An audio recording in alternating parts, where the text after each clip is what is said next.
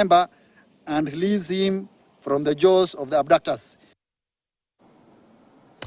Now let's take a look at our ongoing series marking 2 years of the Kenya Kwanza administration. Now this story focuses on the health sector. Now the Kenya Kwanza administration rose to power and embarked on an ambitious journey to transform Kenya's health sector. In our ongoing series, Kenya Kwanza Are 2, Gloria Milimu evaluates performance of the health sector in the first 2 years of President William Ruto's administration. Take a listen.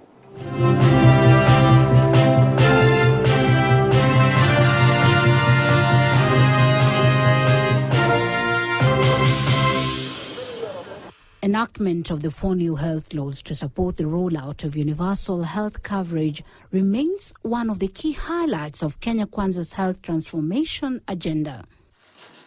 It seeks to ensure that Kenyans access quality healthcare in an efficient, affordable, and non-discriminatory manner. For the first time, every Kenyan, even those who today cannot afford nothing, they will have a health insurance.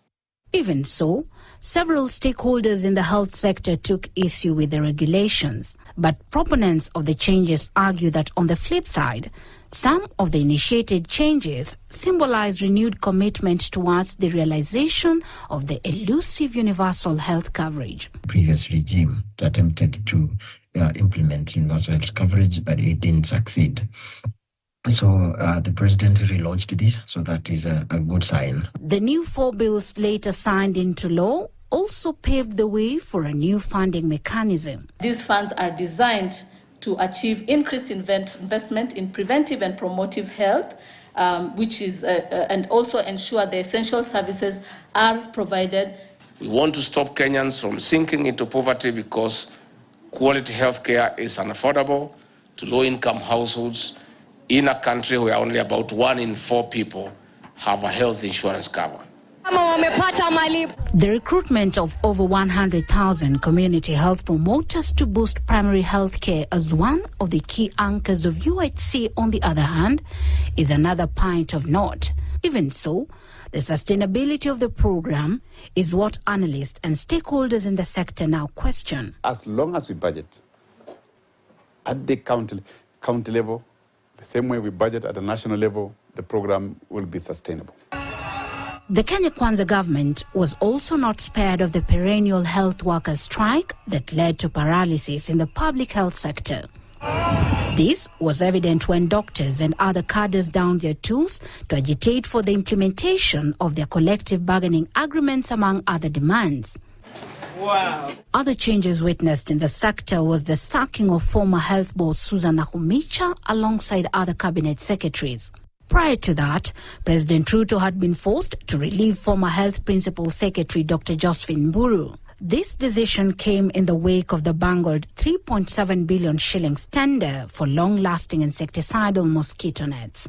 In a twist of events, President William Ruto revoked the appointment of the chairperson of KEMSA and dissolved the entire board. Similar radical changes were witnessed at the former National Health Insurance Fund in an attempt to streamline operations at the institution that was equally rocked with major scandals of fraud and fictitious claims.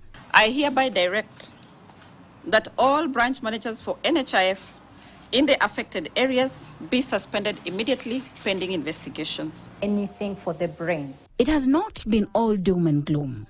Kenya made a leap in tech and cancer treatment following the introduction of CyberKnife at the Kenyatta University Teaching, Research and Referral Hospital, making the country the second after Egypt to introduce the high-tech treatment therapy in Africa.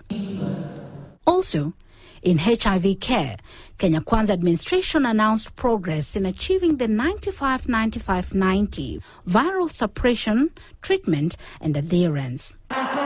Well, it has been 2 years for Kenya Kwanza administration. However, it remains to be seen whether the Ruto administration will be the one to deliver the much-hyped universal health coverage after several failed attempts by his predecessors. Gloria Milimu, KTN.